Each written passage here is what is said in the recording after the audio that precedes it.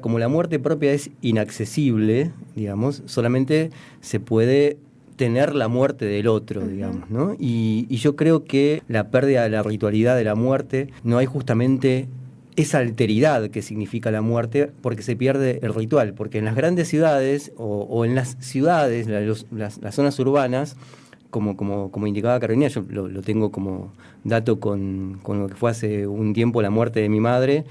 Mi madre murió en Tandil, solamente estaba mi hermano allá, yo tenía que viajar de Buenos Aires, mi hermana viajar de Uruguay, y era, saquémonos el problema de encima, ¿no? Claro. Eso era la muerte, digamos. Justamente porque se perdió esa ritualidad, que es la posibilidad de hacernos cargo de la muerte, y esto lo enlazo y que tiene que ver con lo que vos preguntabas.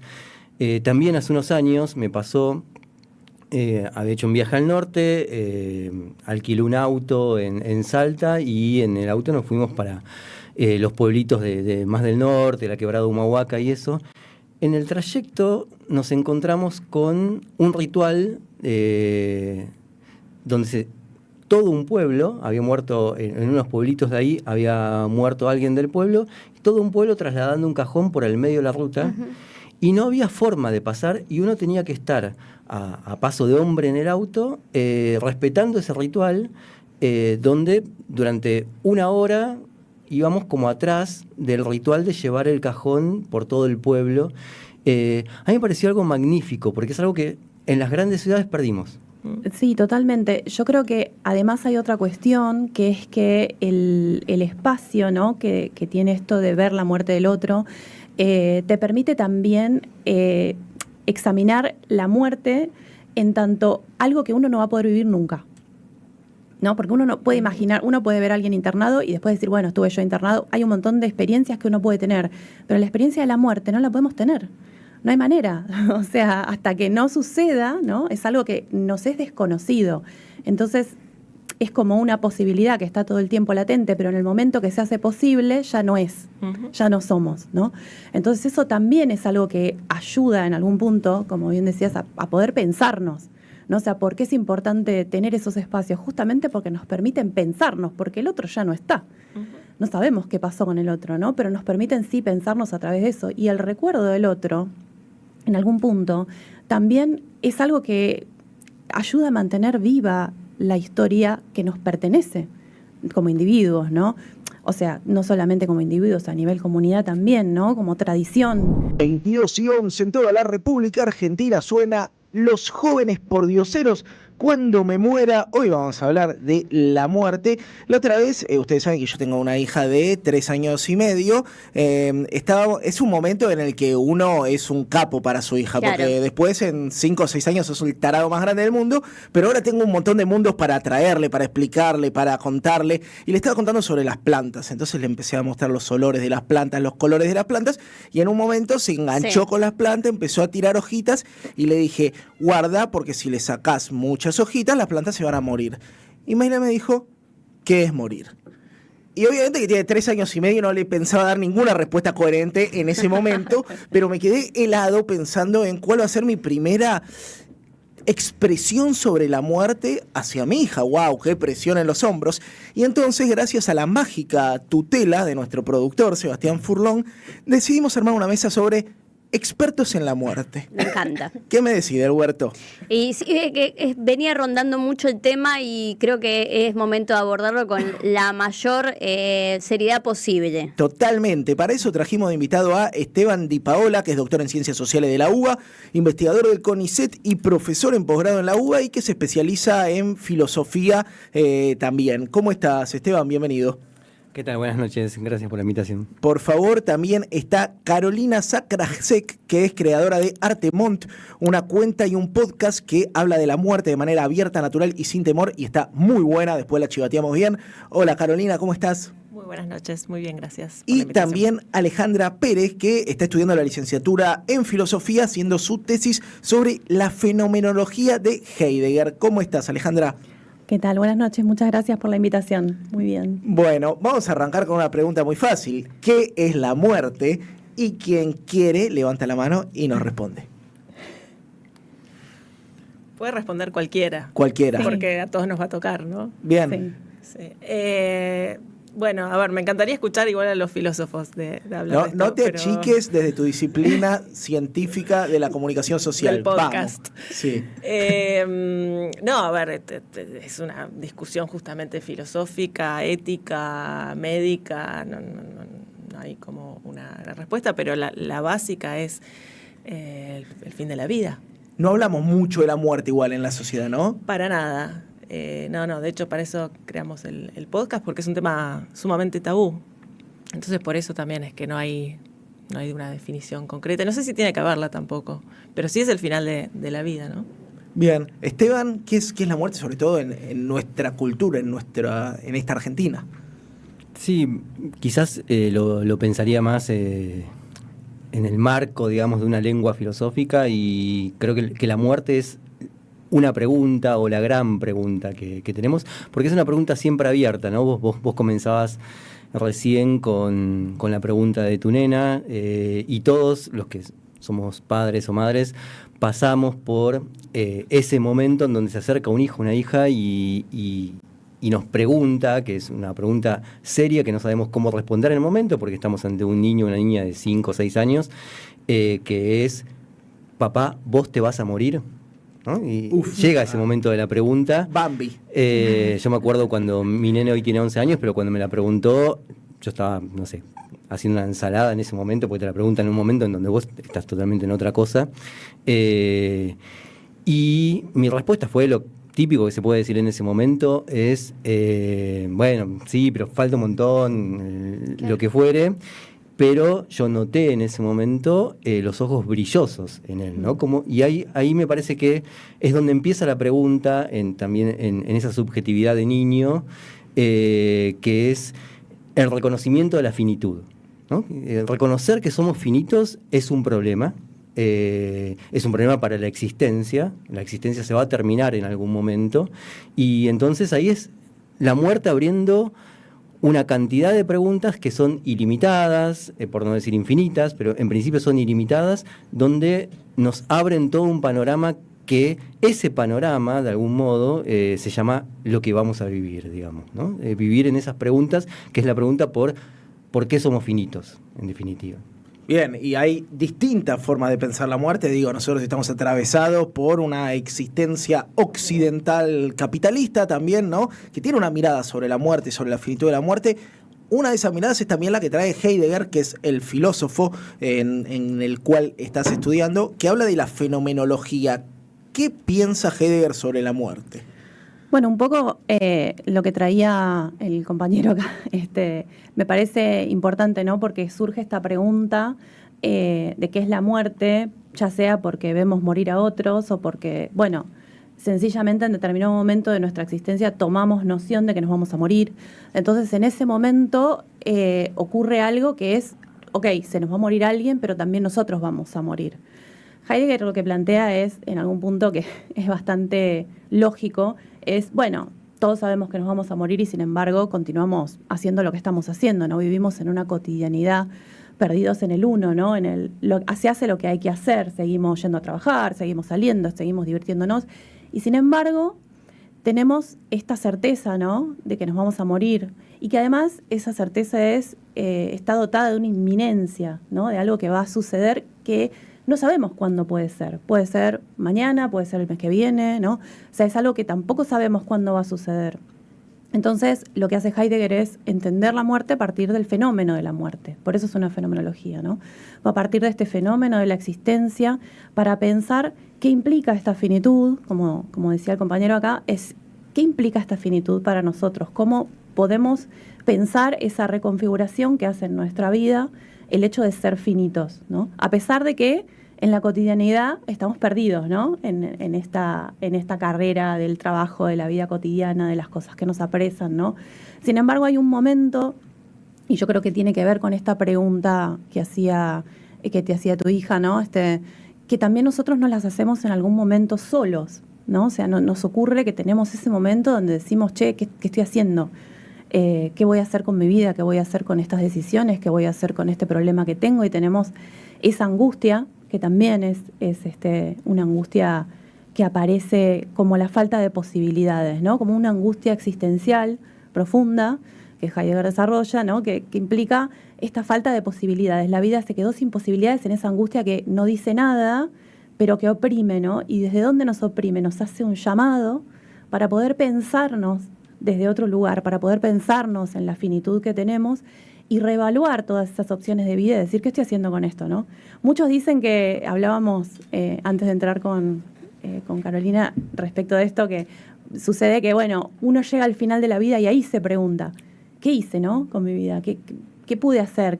O sea, sucede eso, pero también podemos hacerlo antes, ¿no? En esos momentos de angustia. Pasa que, bueno, una de las cosas que dice Heidegger es, tendemos a huir, ¿no? De esa angustia, huir y decir, bueno, listo, me pongo a scrollear, me pongo a pensar en otra cosa. Voy a ver un TikTok para Claro. dejar de pensar en la muerte. Pero hay gente que en las redes sociales está aportando una mirada crítica, creativa, una discusión sobre la muerte. Hay pocas cuentas que hablen sobre la muerte, me parece, digo, por lo menos desde una perspectiva crítica, estamos en la radio Las Madres, ¿no? Pero ustedes decidieron lanzar una. ¿Cómo nace esto y qué debate quieren traer también en un ámbito como el de las redes? El proyecto nació, ahí también estábamos charlando antes, no, a ver, no tiene como un momento que te digo, sí, surgió tal día, tal hora, fue algo que se fue dando, que nosotras nos dimos cuenta que era un tema que hablábamos, que era un tema que no le huíamos, que a la vez es un tema que nadie alrededor nuestro quería hablar, que otra gente sí le huía. Entonces fue como, che, bueno, claramente tenemos un tema en común, nos encanta ir a los cementerios, por ejemplo, nos encanta leer sobre el tema, acá las chicas, sabes que es muy loco que es un fenómeno bastante femenino el tema de la visita ¿Del cementerio? De cementerio, sí. Sí, yo también. Bueno, y nos pusimos a charlar y dijimos, bueno, hagamos algo con esto, qué sé yo, no sé, charlémoslo y saquémoslo al aire y quizás alguien se engancha. Y nosotros partimos un poco de la premisa de, más allá de la clara angustia que genera la finitud y algo que claramente viene ya con nosotros, hay algo que es más cultural, que es que encima de todo eso, como no hablamos del tema, es peor en algún punto. No digo que porque lo hablemos, ya está, listo, lo curamos, ahora feliz de morir. Pero hay algo que complica todo, complica cómo procesamos la muerte de los demás, complica cómo procesamos nuestra propia muerte, porque no lo hablamos como sociedad y lo escondemos. Y hay esta idea de que si lo hablo lo estoy llamando. Nosotros siempre decimos, si fuese así, estamos muertas hace muchos años y acá estamos todavía. Entonces, eso, que charlarlo, y puede ser, obviamente nosotros lo hablamos un montón, lo abordamos desde mil maneras. Quizás es una charlita con tu hermano, quizás es sentar a algún familiar o un amigo y decir, che, tengo este miedo, tengo esta inquietud, pienso esto, ¿vos qué opinás? ¿Viste? Pero es como un tema que no se habla, está prohibidísimo. Entonces, por eso empezamos a hacerlo y decir, bueno, empecemos a hablar y por ahí alguien más quiere hablar del tema, y resultó que sí. Y muchas veces eso se manifiesta a través de la ritualidad, ¿no? Porque pienso en el primer recuerdo que cada uno tiene sobre la muerte. O sea, tu hija te preguntó que en ese momento yo nunca le pregunté a mis padres hasta que se murió mi abuelo, por ejemplo. Uh-huh. Y ahí por primera vez ves un velorio de un día o más. Y esa ritualidad nadie te va explicando y vos lo vas deduciendo por sí mismo, ¿no? Porque a esa persona no la ves al otro día. Uh-huh. Y no la ves en la cotidianidad y de pronto la pregunta aparece de manera inocente, incluso incómoda para los otros, ¿no? Y creo que también la ritualidad permite procesarlo, porque creo que solamente en los velorios, no solamente, pero en los velorios se presenta por primera la pregunta en los niños y también en las personas alrededor que pierden a esa persona, ¿no? Como algo que va a estar ausente por mucho tiempo, ¿no? Y después comienzan las conversaciones sobre cómo era la risa de esa persona, el recuerdo, todo eso que dispara la muerte, que en realidad es más vida que otra cosa. Totalmente, y es muy loco que se está perdiendo muchísimo el ritual en Occidente, justamente, que hablamos de eso, esta cosa de, bueno, listo, se murió el abuelo, cremación y chau, y ya está. que es súper válido, me parece que está perfecto, y, digamos, puede ser una elección, pero hay algo como que como cultura ya también hasta eso se volvió express, tipo, uy, no, un día me tengo que pedir el día en el laburo, el velorio de 2 horas, ya está, bueno, chao, nos fuimos, ya está. Y eso también influye después en cómo lo procesa un niño, incluso un adulto. Sí, totalmente. Yo creo que además hay otra cuestión, que es que el espacio, ¿no?, que tiene esto de ver la muerte del otro, te permite también examinar la muerte en tanto algo que uno no va a poder vivir nunca. ¿No? Porque uno no puede imaginar, uno puede ver a alguien internado y después decir, bueno, estuve yo internado. Hay un montón de experiencias que uno puede tener, pero la experiencia de la muerte no la podemos tener. No hay manera. O sea, hasta que no suceda, ¿no?, es algo que nos es desconocido. Entonces, es como una posibilidad que está todo el tiempo latente, pero en el momento que se hace posible, ya no es. Ya no somos, ¿no? Entonces, eso también es algo que ayuda en algún punto, como bien decías, a poder pensarnos. ¿No? O sea, ¿por qué es importante tener esos espacios? Justamente porque nos permiten pensarnos, porque el otro ya no está. No sabemos qué pasó con el otro, ¿no? Pero nos permiten sí pensarnos a través de eso. Y el recuerdo del otro, en algún punto, también es algo que ayuda a mantener viva la historia que nos pertenece como individuos, ¿no? O sea, no solamente como individuos, a nivel comunidad también, ¿no? Como tradición, conocer la historia de los otros, no es simplemente saber San Martín cruzó los Andes, ¿no? Poder realmente conocer la historia de esa persona. No leer la biografía, pero me refiero, ser realmente quién es, qué pasó, pensar, ponerme en el lugar, tener esa empatía, ¿no? Eso también es parte de pensarnos, ¿no? Y pasa mucho también esto de que por no hablarlo, por ahí uno después, esto es el típico, bueno, el arrepentimiento, o un abuelo o alguien que se murió y no tuviste una charla, no tuviste algo porque lo negaste, y bueno, ni hablar que puede ser alguien que quizás no es tu abuelo, es alguien más un par, y que te lo esperabas menos, entre comillas, pero que pasa eso. Yo, por ejemplo, tengo una historia familiar muy linda, que mi primo un día, mi abuela estaba muy vieja y dijo, la voy a empezar a grabar, y que nos cuente su historia de vida, porque tiene una historia de vida increíble de la guerra. Y yo quiero que mis hijos conozcan esta historia, y ella no va a estar acá para contarla, y mis nietos. Y bueno, se escribió un libro sobre la vida de mi abuela sin ninguna intención de que sea un bestseller, ni mucho menos, claro. Pero bueno, eso circula en la familia. Entonces, también poder hablar del tema te permite hacer como esos trabajos de legado, ya sea los tuyos propios, decir, che, yo querría dejar, de hecho, toda una historia de lo que es la herencia como concepto. La herencia originalmente no era una herencia de plata. La herencia era lo que vos dejabas escrito para la posteridad, tus aprendizajes, tus valores, lo que querías transmitir a la sociedad en el futuro. Entonces esa idea está buenísima para retomarla, pero de vuelta, si no se habla o si es lo prohibido, ¿y quién se va a sentar con un grabador? ¿Y quién va a acceder a decir, bueno, dale, te lo cuento? Porque sí, es verdad que probablemente en algún momento relativamente pronto no esté acá para contarlo. Y con una mirada también religiosa que incide un montón sobre nuestra concepción sobre la vida y la muerte, ¿no? Pienso incluso en los sincretismos de América Latina y pensar cómo se piensa la muerte en México y cómo se piensa la muerte en los pueblos originarios de nuestra propia Argentina, que tampoco está muy, muy estudiada. En todos ellos hay una concepción angustiante sobre la muerte, ¿o hay distintas formas de mirarla? No, yo lo estaba pensando justamente a partir de algo anecdótico que tenía que ver con lo que decían tanto Alejandra como Carolina, porque, digamos, como bien decía Alejandra, como la muerte propia es inaccesible, digamos, solamente se puede tener la muerte del otro, digamos, ¿no? Y yo creo que en esto que también bien indicaba Carolina de la pérdida de la ritualidad de la muerte, no hay justamente esa alteridad que significa la muerte, porque se pierde el ritual, porque en las grandes ciudades o en las ciudades, las zonas urbanas, como indicaba Carolina, yo lo tengo como dato con lo que fue hace un tiempo la muerte de mi madre. Mi madre murió en Tandil, solamente estaba mi hermano allá, yo tenía que viajar de Buenos Aires, mi hermana viajar de Uruguay, y era, saquémonos el problema de encima, ¿no? Claro. Eso era la muerte, digamos, ¿no? Es un velorio de 2 horas, que vayan los tíos, el entierro, y después pasemos a ver cómo hacemos para la venta de la casa. Eso era todo el significado que adquiría la muerte, digamos, en nuestra situación, justamente porque se perdió esa ritualidad, que es la posibilidad de hacernos cargo de la muerte. Y esto lo enlazo y que tiene que ver con lo que vos preguntabas.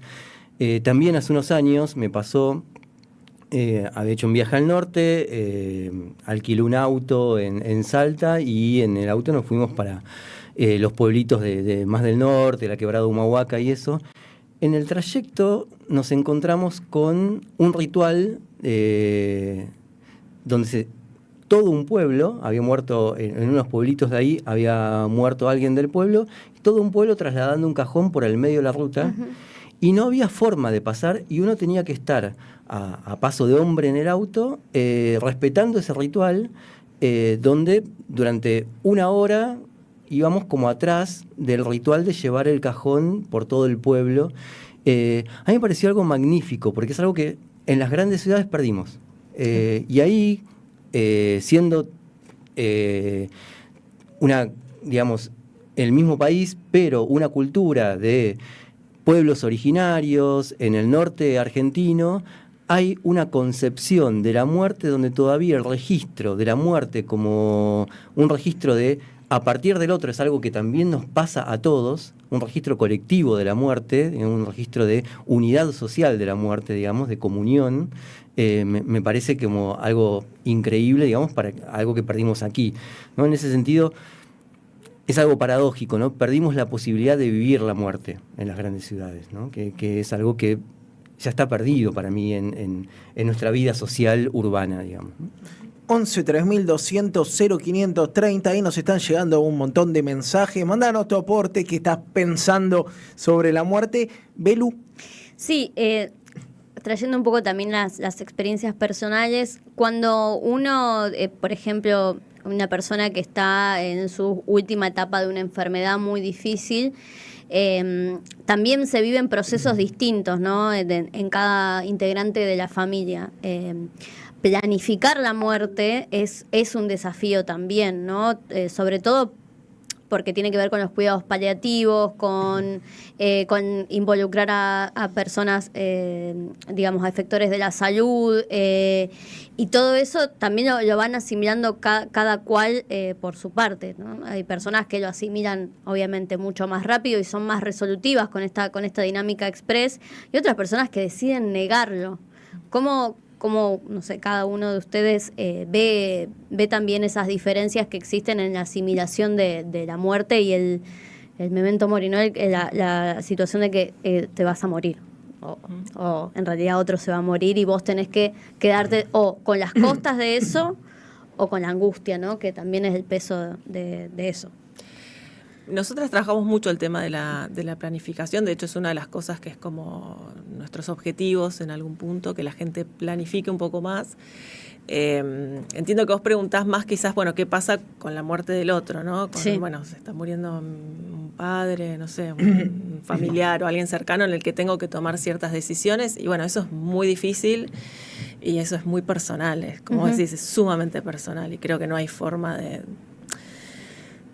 abordar eso en general. Sí, lo que nosotros hablamos mucho siempre es que planificar uno mismo para uno mismo es, no sé, por ahí voy a sonar cursi, pero es un regalo para el otro. Es dejarle al otro dicho, mira, yo quiero esto. ¿Y cómo es planificar? Contame un poco, porque me metí a ver lo que hacen y me parece muy interesante. ¿Cómo es planificar la muerte? Bien, suena raro porque a veces me dicen, ¿pero qué es planificar la muerte? Es suena tipo planificás el momento. Estamos induciendo al suicidio y lo tomamos con mucho respeto de ese tema. Esto no es eso, ¿qué es? Sí, bueno, es todas las cosas que podés hacer, que son un montón, para que ese momento sea un poquito más liviano, entre muchas comillas, para vos y para los demás. Por un lado, todo lo que tiene que ver con, ¿qué pasa si quedo incapacitado o incapacitada para tomar ciertas decisiones, ¿no? Todo lo que son las voluntades anticipadas, que hay una figura que es legal, pero que vos podés dejar voluntades anticipadas, incluso verbales. Lo que pasa es que siempre se recomienda dejarlas por escrito, porque ¿qué pasa? Vos se las contás a tu vecino y es tu después palabra viene, contra la mía. Y claro, después viene el que tiene que tomar la decisión efectivamente, porque es el que toma las decisiones en un hospital y dice, no, a mí nunca me lo dijo y yo no... Incluso por ahí se lo dijiste y la realidad es que puede tomar otra decisión. Ahí hay algo que es, bueno, no podés. Pero si lo hablás y si lo dejás por escrito, sobre todo, y si lo dejás ante un escribano, puede ser que eso sea más fácil, que bueno, se lo llevas a tu médico y decís, che, por más que venga mi marido y diga que quiere esto, yo no quiero eso. Claro. Entonces ahí hay como ciertas cuestiones, ciertas decisiones que se pueden tomar, que también es difícil porque son todas situaciones hipotéticas. Vos podés quizás decir, bueno, yo quiero que sí, estoy en este estado, hagan tal cosa, pero después por ahí tu estado es ese, pero no es tanto ese. Porque, viste, el mundo claro, médico es un chica. gris, claro, no es que, bueno, coma esto, pero coma de este tipo lo otro, y si no puedo pensar esto, no puedo hablar, bueno.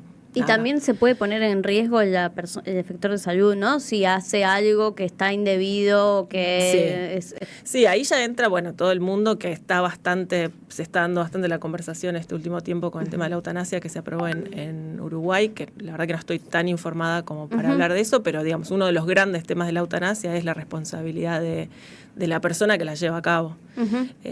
Entonces, bueno, está todo eso. Pero digamos, sin llegar al tema de la eutanasia o el suicidio asistido, hay un montón de cosas que uno puede pensar, ¿viste? O que muchas veces muchas veces las conversaciones alrededor de la muerte, esto es muy loco, surgen cuando pasa algo con un famoso. Vos decías, por ejemplo, cuando se murió, viste, un abuelo y vos empezás a pensarlo. También pasa mucho, no sé, cuando fue lo de Cerati, se empezó a dar mucho la charla de, bueno, ¿qué pasa si alguien está en un estado vegetativo?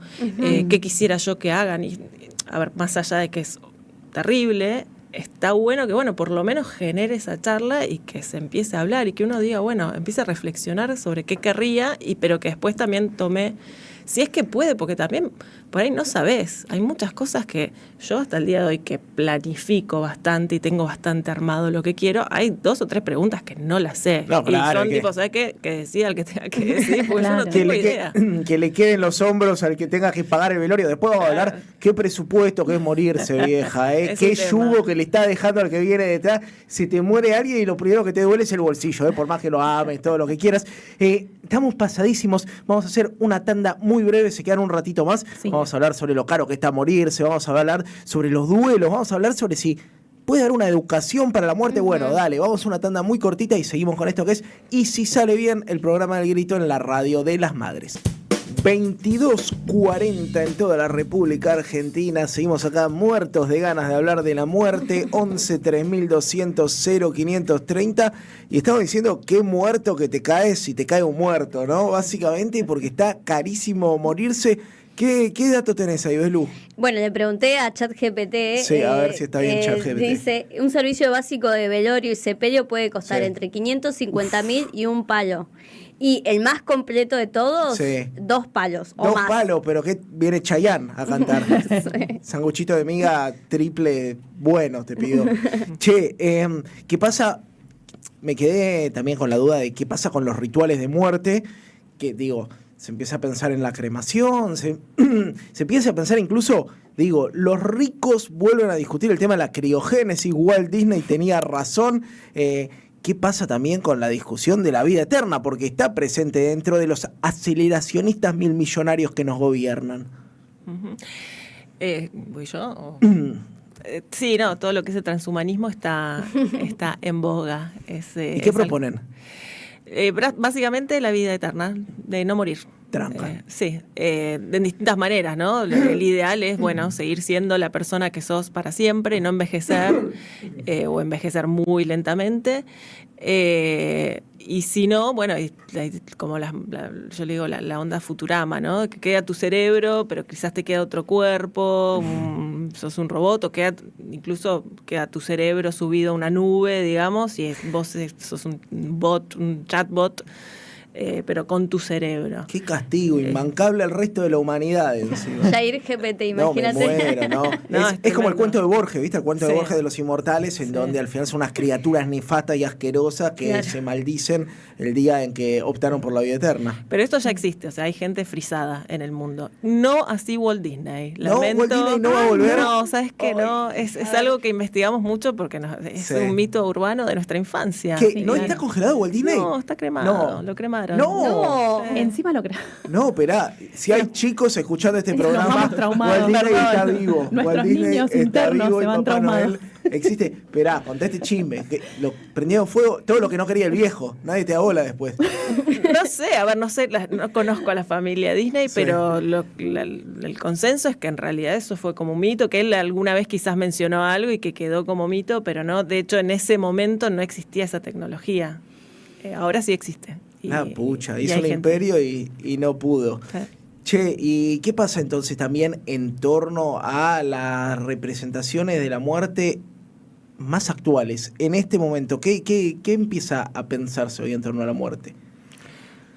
Bueno, me parece que si lo queremos pensar de una perspectiva sociológica y eso, estamos entrando dentro de todos los cambios, profundos cambios que están teniendo las sociedades de un tiempo a esta parte, estamos entrando en sociedades donde, para decirlo bruscamente, no existe la muerte, digamos. Sociedades donde no solamente se evade o se evita el duelo, que eso venía pasando, sino que ya se pierde la representación de la muerte. Y en este sentido, y voy a poner un ejemplo que a mí me parece bastante claro en esto, digamos, porque son sociedades sin muerte y sociedades sin nostalgia a la vez, ¿no? Yo cuando era chico crecí, mi padre era un fanático de los Beatles, y crecí con la idea de que yo nunca iba a ver a los Beatles porque había muerto John Lennon, ¿no? Entonces era una imposibilidad para mí ver a los Beatles. Hoy, fui fanático, o lo soy todavía, de Soda Stereo. Yo podría llevarlo a mi hijo a ver a Soda Stereo, a ver un holograma o lo que fuere de Cerati. Me parece algo tremendo porque imposibilita justamente, en lugar de pensarnos en la posibilidad de, bueno, hay un horizonte que es la muerte y hay un lugar que es la nostalgia. A ese lugar ya no se puede volver. Uf, la nostalgia de la nostalgia. Me llegaste a un lugar durísimo. Yo soy porteño, tanguero. Vamos a ser nostálgicos de nuestra propia nostalgia. Sí, no, pero lo más terrible es que estamos perdiendo la nostalgia, porque si ya podemos ir a ver a alguien que justo lo había mencionado Carolina antes, que murió, lo podemos ir a ver, puede cantar, podemos Claro. inclusive por inteligencia artificial hacer las voces de nuestros seres queridos fallecidos. Podemos recuperar esa voz, podríamos recuperar hasta la imagen de esas personas hablándonos como si estuvieran ahora en una llamada virtual. Hay un lugar ahí que hemos perdido, digamos, de poder representarnos la ausencia del otro. Ya no nos podemos representar la ausencia. Qué tremendo. Había un capítulo de Black Mirror que es durísimo, que en su momento pareció vanguardista y ahora va a pasar mañana, en donde la tipa recrea a su marido muerto con un holograma, una inteligencia artificial. Y pienso que también se pierde el significado, ¿no? Este fin de semana fui al cementerio de La Recoleta a dejar mi troquel a Evita, porque... ¿Cómo metiste el cementerio de la Recoleta este año? Este año metí mucho cementerio de La Recoleta, muy Mariana Enríquez. Pero había filas de personas, ¿no? Pensándolo así en esa ritualidad. Viste que entras al cementerio de La Recoleta, está Aramburu, nadie hace fila para ver a Aramburu, pero sin embargo hay decenas de personas que hacen fila para ver la tumba de los Duarte, ¿no? De Evita, y muchas mujeres van y le dejan su troquel de voto. Ese significante también comienza a perderse si podemos volver a recrear de manera artificial todo esto, ¿no? Y lo importante, qué sé yo, que fue Evita para el voto de las mujeres, pensándolo así, también ahí se pierde esa ritualidad y algo de poder hablar con el otro y generar una conversación. También estaba la tumba de Sarmiento y había una madre y una hija charlando sobre eso. La madre se ve que era maestra, y bueno, también eso, comienza a perderse una magia ahí alrededor de del cementerio, que me parece que también es importante para eso, ¿no? Ver algo concreto, una placa, algo. Y hablabas de eso, pienso en los rituales de muerte de los grandes líderes, ¿no? Pienso en este país el ritual de la muerte de Evita, pienso en este país el ritual de la muerte de Néstor, Total. Pienso en Chávez y el ritual de la muerte de Chávez. Bueno, también esa pregunta, 11 3200 0530, llegan un montón de mensajes, les quiero leer algunos. Esto es así, yo les tiro una ametralladora de mensajes, ustedes levantan uno que quieran y después me lo responden. Leo de la Matanza dice: Yair Belu, poeta Gaby, les acerco una extraordinaria anécdota. En el hecho de muerte de Buster Keaton, dos amigos que lo rodeaban se preguntaban si estaba muerto. Uno le dice al otro: fíjate si tiene los pies fríos. Dicen que es lo más frío de los muertos. Buster Keaton, con su último hilo de voz, dice que eso no le sucedió a Juana de Arco. Fueron sus últimas palabras. Mario de Mataderos dice: gran tema la muerte se vive, no se puede generalizar la actitud frente a ella. La vida te educa la forma de enfrentarla, por eso la vida te enseña a vivir la muerte, nos dice Mario de Mataderos. Carlos Pagano de Salta dice: hola Sagasti, dice, nuestro tiempo esconde la muerte porque no ama la vida. Pues agrega, la muerte está en la vida, ocultarla es no amar la vida. Alejandro dice: hola Yair Bohemio, qué programón, qué invitados, todos jóvenes de la UBA, en aquellos años de militancia, crisis de 2001, idas y venidas a Plaza de Mayo, gases, palos, muerte, mi hijo me mató, me dijo papá que no te maten. Virginia dice: chicos, hace unos días Amartya habló sobre la muerte. Amartya tiene su programa también acá los días lunes. ¿Qué les pasa? ¿La eutanasia es el próximo proyecto de ley mileísta? Pregunta Virginia. Ahora lo hablaremos.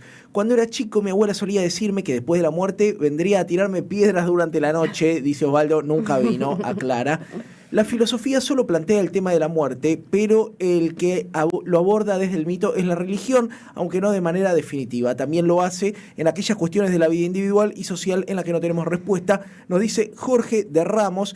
Diego de Lanús dice que la muerte no es más que el cuerpo deje de funcionar, pero ¿existe la muerte? Si deja de funcionar el cuerpo, podemos decir que sí. Pero ¿qué me dicen de los libros, por ejemplo, como un sinfín de ejemplos? Bueno, creo que faltó el título del libro, Diego querido. Buenas noches, chicos. Hace poco me pasó un cajón solo y cremación sin velorio. Un palito. La vida en general está cara, el sepelio también, nos dicen desde Coglan. Daniel.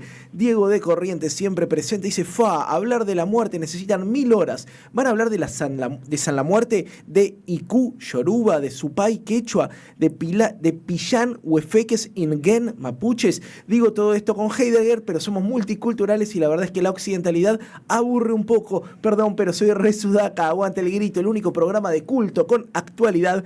Acá nos dicen: excelente programa de hoy y si sale bien, soy de Uruguay, hija y nieta de brasileros. En Brasil existen otras cosmologías, en relación a cómo se vive o planifica la muerte. Mi hermana menor murió de cáncer acá en el Hospital Rivadavia y cuando le pregunté cómo ella ya sabía que iba a morir, me dijo que sentía que se estaba apagando como una vela y le iba a pedir a mi abuela ya muerta que la ayude. Soy Silvia del barrio de Congreso, un saludo a la producción.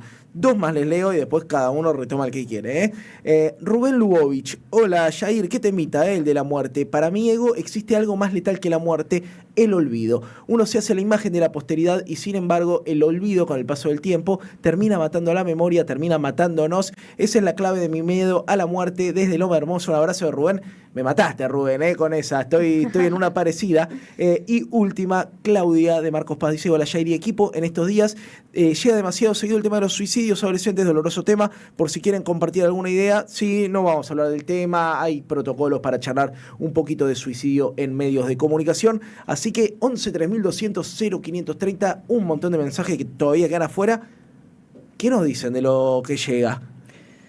Bueno, un poco a mí me interpela el último mensaje, o el anteúltimo, digamos. Sí, que hablaba de las cosmogonías originarias. No, el que hablaba del tema del olvido, ¿no? Sí. Porque el olvido es un poco la muerte y es un poco de lo que la idea de lo que yo estoy trabajando justamente es poder pensar cómo vencer la finitud, ¿no? Y una forma de vencer la finitud, yo encuentro que puede únicamente ser a través del lenguaje, ¿no? El lenguaje aquello en lo que nos encontramos todos y que no tiene que ver con la conversación, ¿no? Sino con todo lo que sucede cuando hablamos, todo lo que intercambiamos en ese espacio de la conversación, en los documentos, como decía ella, ¿no? Eso de, dejamos una grabación, dejamos un libro escrito, esa conversación, eso escrito, es el lenguaje que nos permite que toda esa tradición siga viva, ¿no? Y que no se olvide.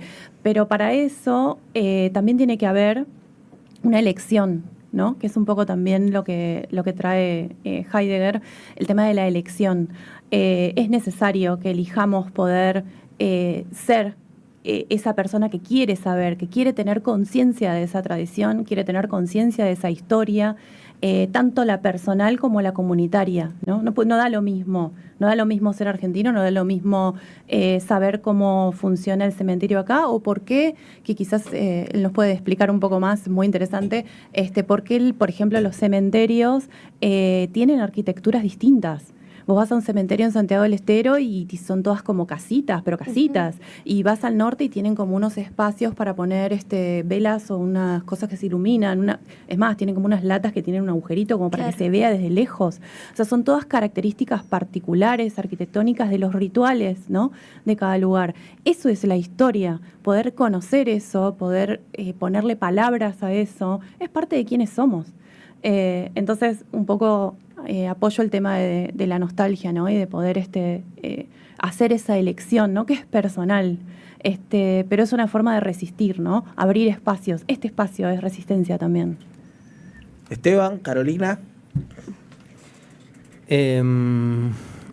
No, de los mensajes que mencionaste,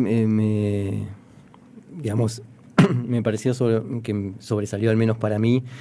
El que refería al 2001, ese papá, no quiero que te maten, ¿no? Esa frase del hijo, me pareció como, al menos a mí me llega.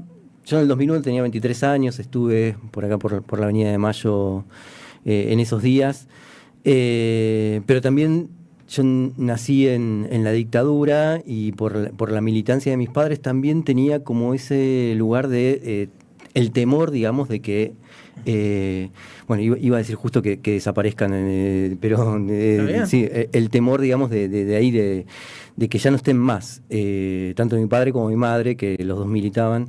Y en ese sentido, digamos, creo que por eso me llevó tanto esa frase que marcaba de su hijo.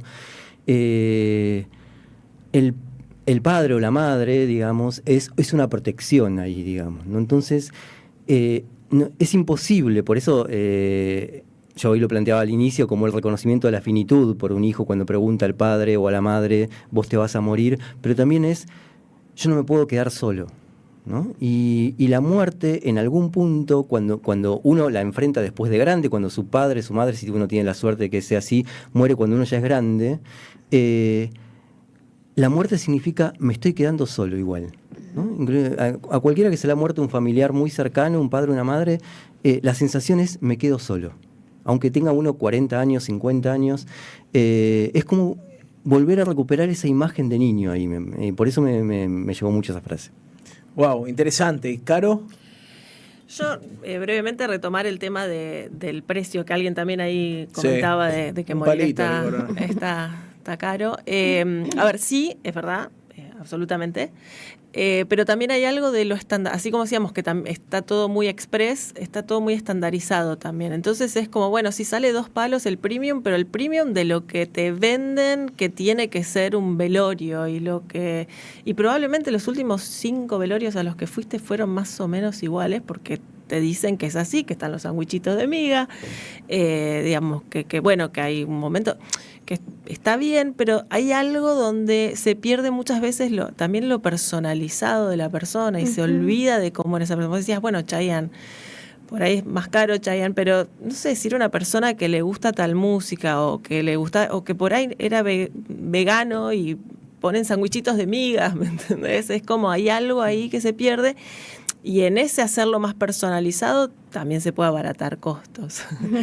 Pero digo, nunca pensamos un velorio mucho más allá de lo que nos imponen o de lo que creemos que tiene que ser un velorio. Tenemos un episodio que se llama Planificar un velorio, en el que planificamos mi velorio. Opa, ¿cómo es? Ahí en el podcast. Pero que ahí van a ver, por ejemplo, bueno, obviamente es mi tema, pero es eso, es una cremación, pero después la fiesta es posterior y es en una casa y es con comida que lleva la gente y es con una playlist y es con un montón de cosas, pero en realidad lo único que fue quizás más caro de todo eso es la cremación, que bueno, toca hacerla. Pero digamos, es una refiesta bastante distinta a lo que se suele hacer y no es tan cara. Entonces, bien, buen hay que plan. pensarlo. Buen plan. Ahora en la cultura malandra también están prendiendo Eso. mucho motos, prenden fuego las motos. Me Yo pareció quiero hermoso. dejarlo acá explícito. En todo caso pueden vender la moto y comprar una más trucha para prenderla a fuego, Ok. pero sí que prendan fuego una moto. Que Ahí podemos en hacer unas velorio. motos piruetas. Sí, obvio que con motopirueta. Muchos mensajes que llegan también en el WhatsApp. Me quiero quedar con una reflexión que un poco me disparaba lo que traías, Esteban, que tiene que ver con esto de la nostalgia y la muerte de la muerte, ¿no? Y que ya morir hasta pasaría a ser un hecho revolucionario, ¿no? Optar porque nadie más puede usar tu imagen, ¿no? Bórrenme ChatGPT, ¿sí? Que mis letras y mis notas musicales queden solamente para quien yo decida. Tener algún tipo de propiedad sobre lo hecho, lo escrito, ¿no? Vamos hacia una sociedad donde morirse va a ser un hecho revolucionario. No sé si revolucionario, pero sí, sí, podría ser revolucionario en el sentido de transformador, digamos, ¿no? Y la muerte, digamos, para volver a, y lo voy a decir otra vez de una manera paradójica, para volver a tener una vitalidad tiene que transformarse, tiene que convertirse, digamos, porque como bien decías vos, si hoy te pueden recuperar la voz, pueden recuperar una imagen tuya, podés volver a estar hablando con tu pareja, con tus hijos una vez que te moriste, me parece que ahí se está perdiendo, y lo insisto con la paradoja, lo vivo de la muerte, que es la ausencia, ¿no? Y poder sostener al otro en una ausencia. Me parece que si perdemos eso, hay una transformación muy profunda en lo social que no sé si está buena. Belén, ¿cómo va a ser tu velorio? Planificalo acá, al aire, dale. Bueno, a mí me gusta la idea de la playlist. Te encantó Ari, esa. me encantó esa. Primero tendríamos un momento de electrónica al No, principio. arranca re arriba. Arranca re arriba. Pero también sí, a mí me gustaría, sí, todo más sacro, más cajón, Cajón abierto. Cajón abierto, que pase la gente, que me dejen cartas, eso me encantaría. Creo que también eso, pienso en los velorios de mis abuelos, que son como los más presentes Sí. que tengo, y también eso, las cartas, la gente, o sea, yo me acuerdo en el velorio de mi abuelo, que es cuando era más chica, jugando alrededor del cajón, es un loco, pero es como con mis primos jugando y no entendiendo mucho nada, pero me gustaría que sea de esa misma manera y me imagino el más clásico de los cementerios, el más clásico de las cruces. Como yo visito a mis abuelos en sus cementerios, en donde están enterrados, quiero que me visiten a mí. No sé si mis nietos, porque andas a ver, pero Bueno, sí, por lo sí. menos mis amigos, qué sé yo. Si tenés nietos, que vengan tus nietos. Exacto, además. pero sí me imagino la ritualidad de lo más clásica posible, porque creo que ahí también se representan muchas cosas, ¿no? Porque uno también redescubre a través de eso nuevas imágenes que te va formando, ¿no? Yo lo hacemos mucho con mis padres y mis primos, de ir a visitar a nuestros abuelos, así que es incluso algo familiar que hacemos, ¿no? Alejandra, tu velorio, pedite acá 2, 3 cosas al aire. Podés exigir, ¿eh? Espera, yo quiero hacerte una pregunta. ¿Uno puede comandar un velorio de lujo aunque no lo pueda afrontar económicamente? No, Por da. ejemplo, mamá, si yo me muero antes que vos, quiero algo en un yate. No, y bueno. que vengan todos los pibes al yate escuchando música electrónica como dice Belu. Vos Son medio mala recomendás que onda, no, pero recomendás bueno, que no.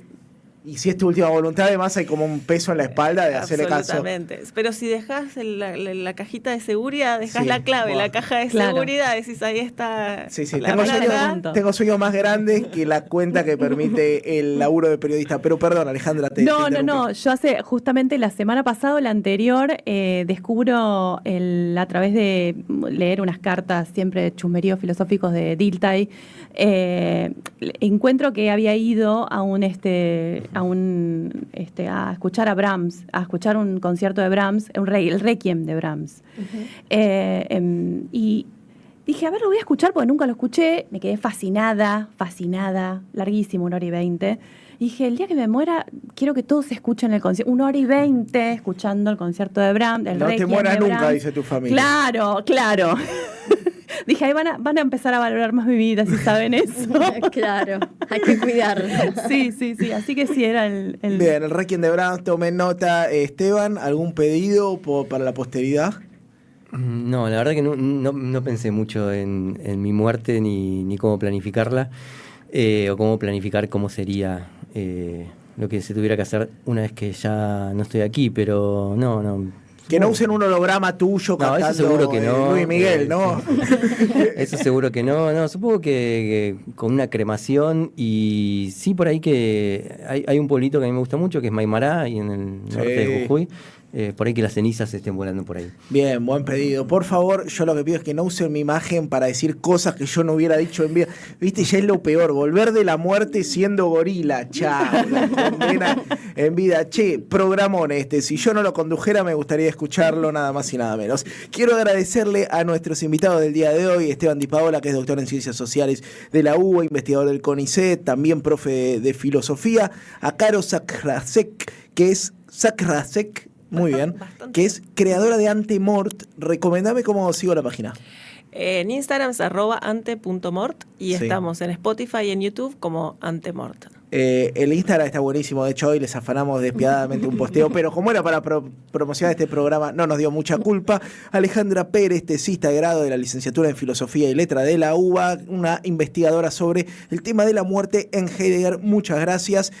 Nosotros vamos a una tanda muy breve, quédate ahí del otro lado porque ya llega el segmento de poesía de Gaby Reches y Falopita de Redes con Belén del Huerto.